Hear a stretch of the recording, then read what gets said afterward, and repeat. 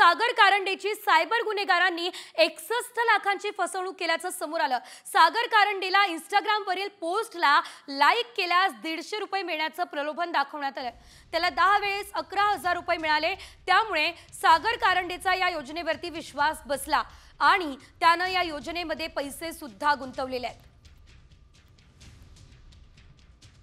अधिकची अपडेट घेऊयात आमचे प्रतिनिधी सचिन गाड यांच्याकडून। सचिन, आपण पाहतोय अभिनेत्याची अशा प्रकारे फसवणूक होतीये तब्बल 61 लाखांची, काय घडलं होतं?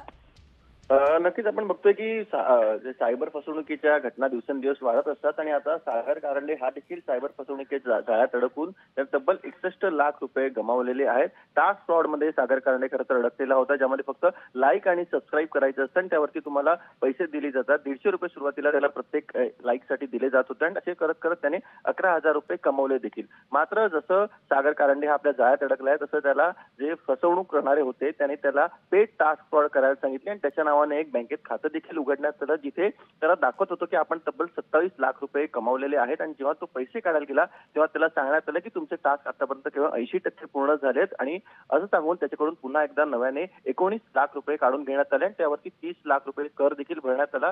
तब्बल 61 लाख रुपये सागर कारंडे गुंतवणूक बसलेला होता। मात्र पैसे त्याला जेव्हा काढणं शक्य झालं नाही तेव्हा त्याने विचारपूस केली आणि तेव्हा त्याला समजलं की हा टास्क फ्रॉडच्या जाळ्यात तो अडकलेला आहे आणि आता सध्या आपण बघतोय की नॉर्थ रिजन सायबर पोलीस ठाण्यात गुन्हा दाखल देखील करण्यात आलेला आहे। निश्चितच धन्यवाद सचिन दिलेल्या सर्व सविस्तर अपडेट्ससाठी।